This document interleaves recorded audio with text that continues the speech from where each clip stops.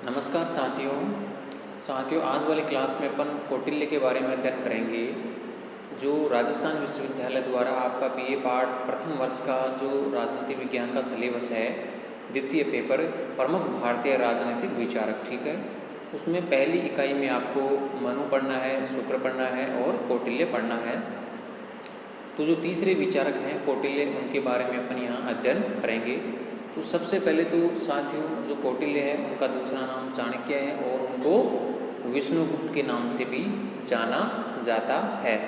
तो अगर आपको नाम परीक्षा में कौटिल्य आ जाए, चाणक्य आ जाए या विष्णुगुप्त आ जाए तो तीनों नाम एक ही हैं, ठीक है। इस नाम में आप नाम हो, जैसे चाणक्य और मैंने यहाँ लिख दिया विष्णु।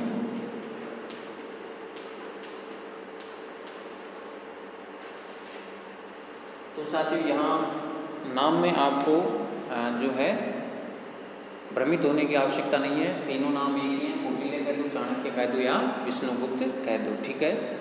तो साथियों, जो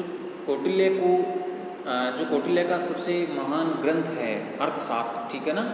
यानी कि कई बार ये सवाल भी पूछा जाता है कि कौटिल्य की प्रसिद्ध रचना का नाम अर्थशास्त्र, ठीक है। तो लोग भ्रमित होते हैं, यहाँ अर्थशास्त्र यानी कि अर्थ से संबंधित इसमें विधा का वर्णन किया गया है, लोग ये समझते हैं। लेकिन साथ ही इसमें अर्थशास्त्र का अध्ययन ना करके शासन कला का व कूटनीति का वर्णन किया गया है, ठीक है। तो नाम का और अर्थशास्त्र का किस चीज़ का वर्णन किया गया है, शासन कला व कूटनीति का वर्णन किया गया है। ये दो चीज़ें आप ध्यान रखें। अर्थशास्त्र में जो है 15 अधिकरण है, यानी कि 15 अध्याय एक तरह से कह सकते हैं अपन, उनको 15 अधिकरणों में बांटा गया है शास्त्र, ठीक है। तो भारतीय राजनीति में शासन कला में कौटिल्य को बहुत महत्वपूर्ण स्थान जो है प्राप्त है। एक बहुत ही विद्वान और ज्ञानी पुरुष की उपमा उनको दी गई है। तो बेसिक नॉलेज उनके बारे में पढ़ते हैं अपन कि कौटिल्य ने जो शासन कला और कूटनीति का महान प्रतिपादक उनको कहा जाता है। तो वो क्यों कहा जाता है, बेसिक जानकारी अपन यहाँ पढ़ने की कोशिश करते हैं। और साथियों, मैं पहले बता दूं कि कौटिल्य के बारे में जो अपन पढ़ेंगे वो एक राजा के बारे में, राज्य के बारे में किस प्रकार की रणनीति और कौन सी क्रियाकलापों के बारे में बताता है, इसके बारे में हमको अध्ययन करना है। यानी कि राजा के कौन से कर्तव्य बताता है, राजा में कौन से गुण होने चाहिए, राज्य कैसा होना चाहिए, उसमें मंत्री परिषद कैसे होने चाहिए, गुप्तचर कैसे होने चाहिए, सैनिक व्यवस्था कैसी होनी चाहिए, ठीक है ना। वहाँ की जनता का जो आचरण है वो किस प्रकार से होना चाहिए, राजा को विदेश नीति का संचालन किस प्रकार से करना चाहिए, इस प्रकार की बातें जो है कौटिल्य ने अर्थशास्त्र में बताई है। और इन्हीं बातों का जो है अपन अध्ययन करेंगे। जैसे राज्य का सप्तांश सिद्धांत कौटिल्य ने दिया है, राज्य की सर्वगुण नीति के बारे में बताई है, राज्य की विधाएं कौन कौन सी बताई हैं, इनके बारे में अपन को इस अध्याय में अध्ययन करना है। तो चलिए अपन कौटिल्य के बारे में पढ़ते हैं कि भारत एक प्राचीन गौरवमय देश है जिसे दुनिया तक विश्व गुरु रहने का सौभाग्य प्राप्त रहा है। सूर्य सदैव पूर्व में उदय होता है, ज्ञान का सूर्य भी पूर्व से ही उदय हुआ। अर्नेस्ट बार्कर का यह आरोप सही नहीं है कि भारत का प्राचीन काल राजनीतिक चिंतन की दृष्टि से मरुभूमि है। यानी कि राजनीतिक विचारक रहा है अर्नेस्ट बार्कर, उसने कहा है कि ज्ञान के मामले में जो है भारत के संदर्भ में उसने कहा कि मरुभूमि है, यानी कि शुष्क भूमि है, एक तरह से उसने आलोचना की है।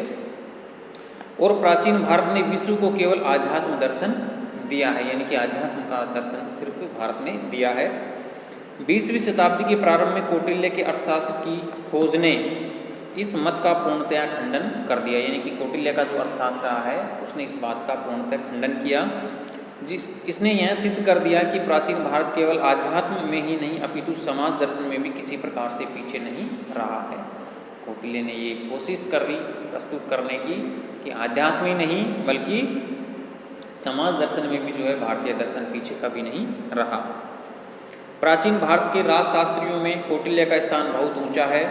उसे कूटनीति तथा शासन कला का सबसे महान प्रतिपादक कहा जाता है।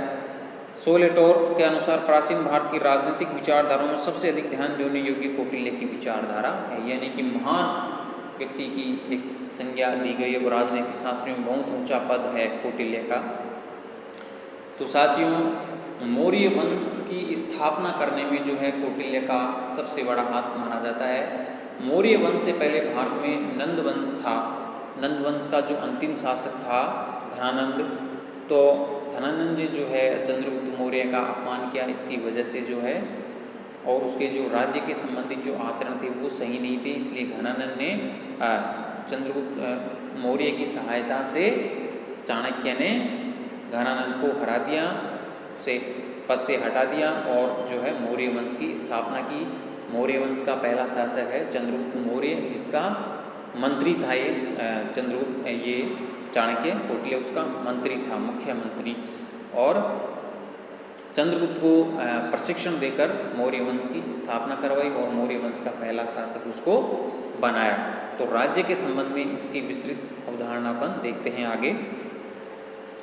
कौटिल्य का अर्थशास्त्र भारतीय रचनाओं में राजशास्त्र का सबसे महत्वपूर्ण ग्रंथ है, यानी कि राजनीति शास्त्र में अपन पढ़ते हैं तो अर्थशास्त्र जो ग्रंथ है वो सबसे महत्वपूर्ण रचना मानी जाती है।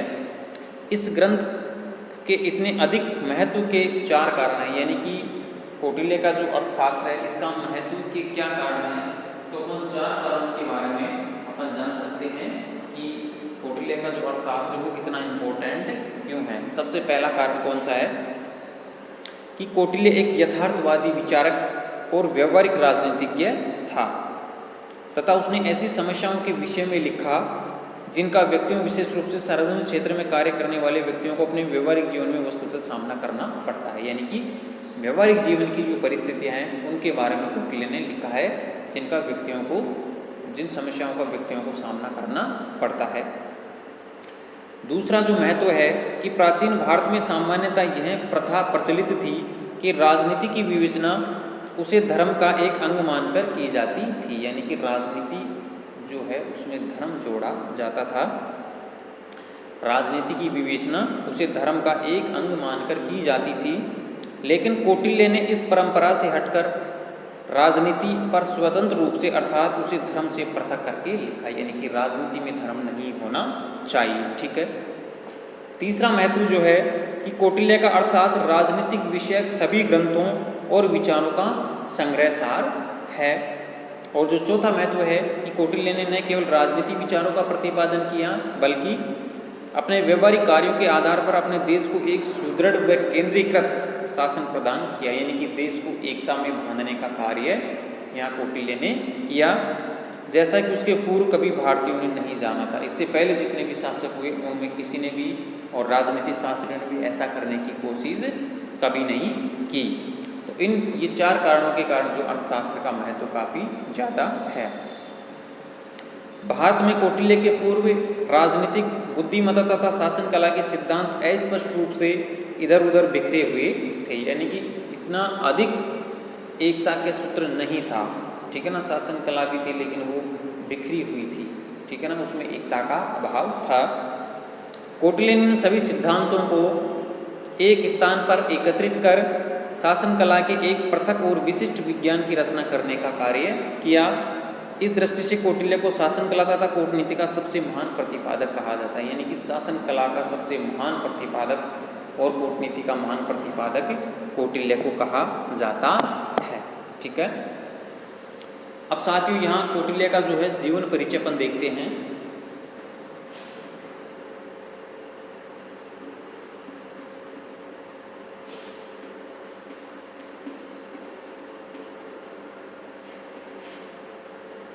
कौटिल्य का जो जीवन परिचय है उसके बारे में अपन यहाँ देखते हैं कि भारत के महानतम कूटनीतिज्ञ कौटिल्य के जीवन के संबंध में प्रामाणिक सामग्री का बड़ा सोचनीय अभाव है, यानी कि पुख्ता जानकारी नहीं है इनके जन्म के विषय के बारे में, माता पिता के बारे में। ठीक है ना, तो प्रामाणिक जानकारी का अभाव है। उनके बहिर्मुखी व्यक्तित्व के समान ही उसके नाम भी अनेक रहे हैं, यानी कि उनके जो नाम हैं अनेक नामों से जो है उनको पुकारा जाता है, जिसमें 3 अधिक प्रसिद्ध हैं, विष्णुगुप्त, कौटिल्य और चाणक्य। साथ ही यहाँ मैंने लिख दिया कौटिल्य, चाणक्य और विष्णुगुप्त, 3 नाम सबसे ज़्यादा उनके प्रसिद्ध रहे हैं। तो आपको जैसे परीक्षा में पूछा जाए 2 नंबर के सवाल में तो आप इसमें कंफ्यूज ना हो। उसका वास्तविक नाम विष्णुगुप्त था। उसे कौटिल्य इसलिए कहा जाता है कि उसका जन्म कुटिल नामक ब्राह्मण वंश में हुआ है। यानी कि वास्तविक नाम तो क्या है उसका, विष्णुगुप्त। और कौटिल्य क्यों कहा जाता है, क्योंकि कुटिल जो वंश था ब्राह्मण में, ब्राह्मण वंश था ये कुटिल, उसमें इसका जन्म हुआ, इसके लिए कौटिल्य कहा जाता है। उसके पिता का नाम चाणक्य था, इसलिए उसे चाणक्य भी कहते हैं। यानी कि पिता का नाम चाणक्य था, इसलिए उसको चाणक्य भी कहा जाता है। वर्तमान समय में विद्य जगत में उसे कौटिल्य तथा सामान्य जगत में चाणक्य के नाम से जाना जाता है। कौटिल्य मौर्य साम्राज्य की आधारशिला रखने वाले चंद्रगुप्त मौर्य का समकालीन था। यानी कि चंद्रगुप्त मौर्य का समकालीन इसमें लिखा गया है। तो साथियों, चंद्रगुप्त मौर्य का ये महामंत्री था, एक तरह से मुख्यमंत्री था, और चंद्रगुप्त को प्रशिक्षण देकर इसने ही जो है मौर्य वंश की स्थापना कराई और उसको पहला शासक मौर्य वंश का बनाया। हिंदी के कवि तुलसीदास और सूरदास की तरह इनके जन्म स्थान के संबंध में बड़ा मतभेद है। बौद्ध ग्रंथ उनकी जन्मभूमि तक्षशिला मानते हैं। यानी कि बौद्ध जो धर्म ग्रंथ हैं वो चाणक्य की जो जन्मभूमि हो तक्षशिला मानते हैं। तो जैन ग्रंथों के अनुसार उनकी जन्मभूमि मैसूर राज्य का श्रवण बेलगोला प्रदेश है। यानी कर्नाटक जो है उसमें श्रवण बेलगोला जो जगह है, जैन ग्रंथों के अनुसार उस जगह को जन्मभूमि माना जाता है। इसके अलावा कुछ विद्वान का जन्म स्थान नेपाल का तराई प्रदेश मानते हैं। यानी कि अलग अलग जो विद्वान हैं उन सबके अलग अलग मत हैं जन्म के संबंध में। ठीक है साथियों, बौद्ध ग्रंथों में अलग है, जैन ग्रंथों में अलग है, विद्वान लोग नेपाल का जो तराई प्रदेश बताते हैं वो अलग मत है उनका। इनकी शिक्षा दीक्षा नालंदा विश्वविद्यालय में हुई। उस समय उत्तरी राज्यों का केंद्र मगध राज्य था। यानी कि सबसे महत्वपूर्ण जो राज्य था वो उस समय कौन था, मगध राज्य, जिस पर नंद वंश का शासन था। यानी कि महापद्म नंद, भूतपाल, राष्ट्रपाल, कैवर्त और घनानंद। घनानंद जो है लास्ट उसका नंद वंश का अंतिम शासक रहा, जिसको खदेड़कर उन्होंने जो है मौर्य वंश की स्थापना करवाई। नंद वंश का शासन था। इसका अंतिम शासक महापद्मनंद था। एक कथा इस प्रकार है कि इसके प्रधानमंत्री सक्टार इससे नाराज थे। राजा ने एक दिन कुछ ब्राह्मण निमंत्रित करने का कार्य सक्टार को सौंपा। यानी कि जो राजा था नंदवंश का, उसका जो मंत्री था सक्टार, उसको कहा कि कुछ ब्राह्मणों को आमंत्रित किया जाए। सक्टार ने एक दिन इस काले शिखाधारी चाणक्य को पैरों में चुभ जाने पर कांस नामक घास को मट्ठा डालकर समूल नष्ट करते हुए देखा। यानी कि जो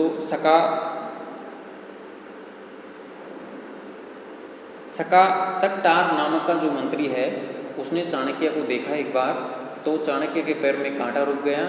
तो जो कांटा पेड़ से लगा था उसमें उसने एक मुट्ठा डाला, यानी उसको नष्ट करने के लिए। तो ये सकादर जो मंत्री था उसने ये सब देखा था। अतः कौटिल्य को निमंत्रण दे आया। इस प्रकार कौटिल्य को वो निमंत्रण दे आया उन ब्राह्मणों को के साथ आने के लिए, और उसे सबसे ऊंचा आसन दिया। कौटिल्य का रंग देखकर महापद्मनंद ने उसे अपमानित किया। यानी कि कौटिल्य का जो रंग था वो काला था और सबसे ऊपर सिंहासन पर वो बैठा था, इसलिए जो महापद्मनंद था उसने उसका अपमान किया। तो कौटिल्य ने उसी समय शिखा खोलकर प्रण किया था कि जब तक नंदवंश का नाश नहीं कर लूँगा शिखा नहीं बांधूंगा। तो कौटिल्य बहुत लंबी ब्राह्मण था, छुट्टी रखता था, उसने उसी समय अपनी शिखा खोली। उसने प्रण लिया कि जब तक मैं इस नंदवंश का नाश नहीं कर लूँगा तब तक अपनी शिखा नहीं बांधूंगा। ठीक है साथियों, इस प्रकार का उसका प्रण था। कौटिल्य एक सच्चा ब्राह्मण था और तत्कालीन समय की परंपराओं के अनुसार उसका उद्यम अध्यापन कार्य था। यानी कि शिक्षक का कार्य था उसका। यानी कि गुरुकुल के अंदर जो विद्यार्थियों को शिक्षा दी जाती है उस प्रकार का शिक्षा कार्य था, वो अध्यापन कार्य करवाता था। शास्त्र तथा शस्त्र के ज्ञाता और शिक्षक के रूप में उसे अत्यधिक ख्याति प्राप्त थी। यानी कि कूटनीति का ज्ञान भी था, बहुत अच्छा ज्ञान था सभी चीज़ों से, और अच्छे शिक्षक की भूमिका उसकी रही है। और उसके समय में कदाचित ही कोई ऐसा शासक या मंत्री रहा हो जो इस महानतम आचार्य का शिष्य न रहा हो। यानी कि उसके समकालीन उस समय में जितने भी आचार्य थे, राजा थे, वो लगभग इसके शिष्य रहे थे, अथवा उसके व्यक्तित्व और नीति से प्रभावित न हुआ हो, या फिर जैसे मान लीजिए उसकी नीति और उसकी कार्यशैली से कोई प्रभावित न रहा हो, यानी कि सभी जितने भी महान प्रमुख राजा या शासक थे उसके कार्य और नीति से प्रभावित रहे हैं। एक आदर्श अध्यापक के नाते वह स्वयं को व्यवहारिक रणनीति से अलग रखना चाहता था, किंतु अनिच्छा होते हुए भी परिस्थितियों के दबाव से वह भारत की संपूर्ण राजनीति का केंद्र बन गया। यानी कि वह राजनीति से अलग रहना चाहता था, लेकिन तत्कालीन समय की परिस्थितियां ऐसी थी कि वह एक राजनीति का केंद्र बन गया। उस समय यूनान के राजा सिकंदर ने भारत पर आक्रमण कर भारत के एक बहुत बड़े भाग पर पदाक्रांत कर डाला, यानी कि बहुत बड़े भाग पर उसने कब्जा कर लिया यूनान का शासक था सिकंदर।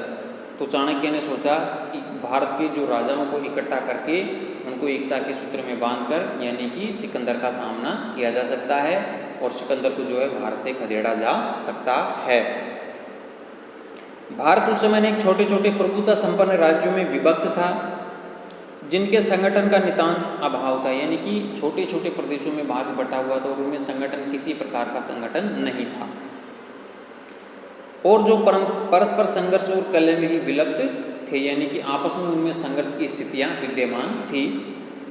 भारत पर जब सिकंदर ने आक्रमण किया तब भारत के अनेक नरेशों ने अपने ही देशवासियों को हराने में सिकंदर की सहायता की। यानी कि सिकंदर जब भारत आया तो यहाँ के कई राजा अपना शत्रुतापूर्ण बैर निकालने के लिए सिकंदर की सहायता करी। उन्होंने सिकंदर को निकालने के बजाय उन राजाओं ने सिकंदर की सहायता की। इस घटना चक्र से कौटिल्य को बहुत अधिक आघात पहुंचा और इस दुर्दशा से मुक्ति के लिए उसने हिमालय तथा समुद्र के बीच की इस संपूर्ण आर्य भूमि को एक शासन सूत्र में पिरोना आवश्यक समझा। यानी कि जब उन्होंने ये बात सुनी तो उनको हृदय को बहुत आघात पहुंचा और उन्होंने ये प्रण किया कि इस भारत को मैं एक करके रहूँगा, इन राजाओं को संगठित करके रहूँगा। अपने इस लक्ष्य को दृष्टि में रखते हुए उसने अपने शिष्य चंद्रगुप्त मौर्य के द्वारा नंद वंश का विनाश कराकर महान अखिल भारतीय मौर्य साम्राज्य का शिलान्यास किया। यानी कि चंद्रगुप्त मौर्य को उसने प्रशिक्षण देकर मौर्य वंश की स्थापना की और नंद वंश का जो है नाश उसने किया। उसके बाद उसने तत्कालीन परिस्थितियों की पृष्ठभूमि में राजनीतिक विचारों का प्रकाशन करते हुए अपने सुप्रसिद्ध ग्रंथ अर्थशास्त्र की रचना की और इसके साथ जो है उनका जो ग्रंथ है अर्थशास्त्र लिखा गया। चंद्रगुप्त मौर्य कौटिल्य की सहायता से ही सम्राट बना था और कौटिल्य न केवल मौर्य साम्राज्य का महामंत्री बल्कि सब कुछ था। यानी कि जो कौटिल्य का स्थान था मौर्य वंश में वो सबसे महत्वपूर्ण था, वो सब कुछ था उस राज्य के लिए, ठीक है ना। किंतु इतना होने पर भी एक आदर्श ब्राह्मण की तरह वह त्याग के आदर्श को ग्रहण कर वितराग तपस्वी ही बना रहा। लेकिन इतना ऊंचा पद मिलने के बाद भी वो एक साधारण ब्राह्मण की स्थिति में ही रहा। मौर्य साम्राज्य के महामंत्री की कुटिया के वैभव का चित्रण विशाख दत्त ने मुद्रा राक्षस में इन शब्दों में किया। यानी कि विशाख दत्त की रचना है मुद्रा राक्षस, उसमें मौर्य साम्राज्य का उसने वर्णन किया है, कौटिल्य के बारे में भी उसने वर्णन किया है। तो कुटिया के एक और गोबर के उपलों को तोड़ने के लिए पत्थर पड़ा हुआ था, दूसरी ओर विद्यार्थियों द्वारा लाई गई लकड़ियों का गट्ठर पड़ा हुआ था। सुखाने के लिए रखी गई लकड़ियों के बोझ से छत दबी जा रही है और इसकी दीवार भी जीर्ण दशा में है। यानी कि कौटिल्य की कुटिया है उसका उसने वर्णन यहाँ किया है अपने शब्दों में। तो साथियों ये जो है कौटिल्य का सामान्य परिचय है, ठीक है। अब कौटिल्य का जो अर्थशास्त्र उसने लिखा है उसके बारे में पर यहाँ अध्ययन करते हैं कि अर्थशास्त्रीय रचना काल के संबंध में विद्वानों में मतभेद है। यानी कि अर्थशास्त्र की रचना कब की गई इसकी कोई निश्चित तारीख या डेट नहीं है। अलग अलग विद्वान इसका अलग अलग समय यहाँ बताते हैं। कीथ, जाली, वेंटरनिज आदि विद्वान कौटिल्य के अर्थशास्त्र को ईसा की 3री शताब्दी का ग्रंथ मानते हैं। डॉक्टर श्याम शास्त्री, जिन्होंने सर्वप्रथम कौटिल्य के अर्थशास्त्र की पांडुलिपि उपलब्ध करके उसका अंग्रेजी अनुवाद किया। डॉक्टर काशी प्रसाद जायसवाल, पाश्चात्य विद्वान प्लेट और स्मिथ, गणपति शास्त्री, M.N. ला और D.R. भंडारकर आदि अनेक विद्वान कौटिल्य के अर्थशास्त्र को मौर्यकालीन रचना मानते हैं। वास्तव में यह द्वितीय मत ही प्रमाणिक है। अर्थशास्त्र के मूल रचयिता चंद्रगुप्त मौर्य के मंत्री आचार्य विष्णुगुप्त या कौटिल्य ही हैं और यह मौर्यकालीन रचना है। यानी कि रचना के जो संबंध में है, जो विद्वानों में अनेक मत हैं, ठीक है, और अनेक विद्वान जो है इसको ईसा की 3वीं शताब्दी से पूर्व की रचना मानते हैं। कई विद्वान हैं कि मौर्य वंश के साथ ही इसकी रचना की गई है, इस प्रकार के मत देते हैं। कौटिल्य ने अपने ग्रंथ में अर्थ एवं अर्थशास्त्र की संक्षिप्त परिभाषा दी है। उनके अनुसार मनुष्य की जीविका और जिस भूमि पर वे रहते हैं, यानी कि अर्थशास्त्र में अर्थ से संबंधित उन्होंने परिभाषा दी है। तो कह रहे हैं वो कि मनुष्य की जीविका और जिस भूमि पर वे रहते हैं वे दोनों ही अर्थ हैं। अतः वह शास्त्र अर्थशास्त्र है जिसमें मनुष्यों वाली भूमि के लाभ और उसका पालन करने के उपायों का वर्णन किया गया है। यानी कि अर्थशास्त्र वह है जिसमें मनुष्य वाली भूमि के लाभ, यानी कि मनुष्य जिससे लाभ कमाना चाहता है, मनुष्यों वाली भूमि के लाभ और उसका पालन करने के उपायों का वर्णन किया गया है। अर्थ एवं अर्थशास्त्र के इस व्यापक अर्थ को ग्रहण करते हुए कौटिल्य ने अपने ग्रंथ को अर्थशास्त्र नाम दिया। अर्थशास्त्र धन संग्रह के उपायों का अध्ययन नहीं करता। ठीक है साथियों, जो अर्थशास्त्र है वो धन के उपायों का अध्ययन या धन संग्रह के उपायों का अध्ययन नहीं करता, बल्कि विभिन्न उपायों द्वारा प्राप्त की गई भूमि में सुव्यवस्था स्थापित करने तथा मनुष्यों के भरण पोषण के उपायों का वर्णन करता है। यानी कि सुव्यवस्थित व्यवस्था और मनुष्य के भरण पोषण का यहाँ वर्णन करता है। इस प्रकार अर्थशास्त्र में शासन व्यवस्था का पूर्ण विवेचन किया गया है। यानी कि अर्थशास्त्र में जो है शासन व्यवस्था का वर्णन किया गया है।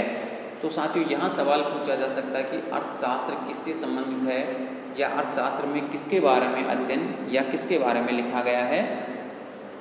तो आपको लिखना है उसमें कि अर्थशास्त्र में एक शासन कला का वर्णन किया गया है, राज्य की स्थिति व कूटनीति के बारे में इसमें वर्णन किया गया है।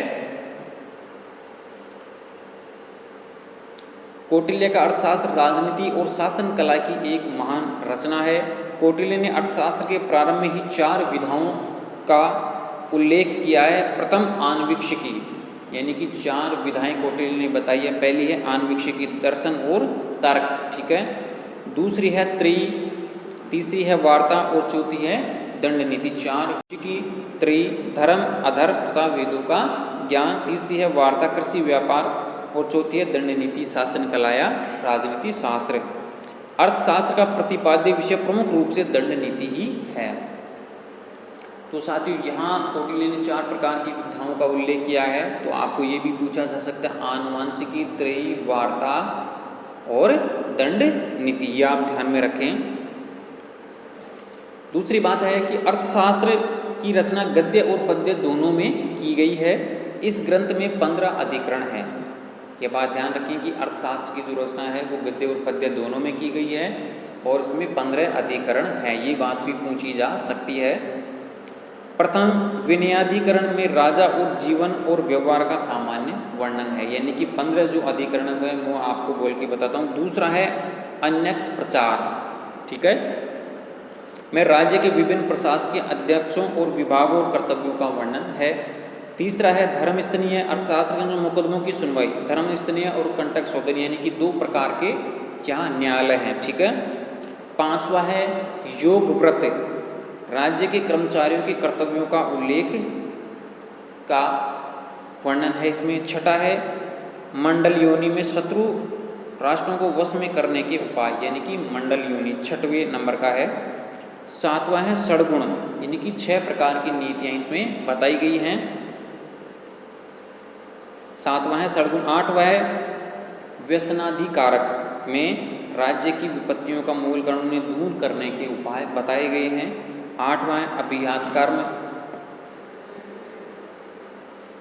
10वां है सांग्रामिक, संघव्रत, औपनिवेशिक, दुर्ग। और 15वें में अधिकरण में अर्थशास्त्र के अर्थ की सामान्य विवेचना की गई है। हालांकि आपको जो है 15 अधिकरणों के नाम नहीं पूछे जाएंगे, सिर्फ आपको पूछा जाएगा कि कितने अधिकरण हैं, तो 15 अधिकरण आपको यहाँ ध्यान में रखने हैं। तो साथियों, यहाँ जो अर्थशास्त्र है उसमें किसका वर्णन किया गया है? यहाँ शासन का और कूटनीति का वर्णन यहाँ किया गया है। ये चीज़ आपको ध्यान में रखनी है, ठीक है। तो कौटिल्य का नाम कौटिल्य चाणक्य विष्णुगुप्त, इनके जीवन परिचय के बारे में पढ़ा। जो जीवन परिचय के बारे में इनकी कोई पुख्ता सबूत नहीं है। इनका शिष्य कौन रहा? यहाँ चंद्रगुप्त मौर्य, जिसने मौर्य साम्राज्य की नींव रखी, ठीक है। इनकी चंद्रगुप्त कौटिल्य की जो रचना है वो अर्थशास्त्र है, जो 15 अधिकरणों में विभक्त है। तो आगे के जो राजा के संबंध में इन्होंने क्या धारणाएं बताई हैं, कौटिल्य की अन्य धारणाएं हैं, वो अपन साथियों आगे वाली क्लास में चर्चा करेंगे। तब तक के लिए जो मैंने टॉपिक पढ़ाए हैं उनको आप रिवाइज करते रहिए। धन्यवाद, थैंक यू।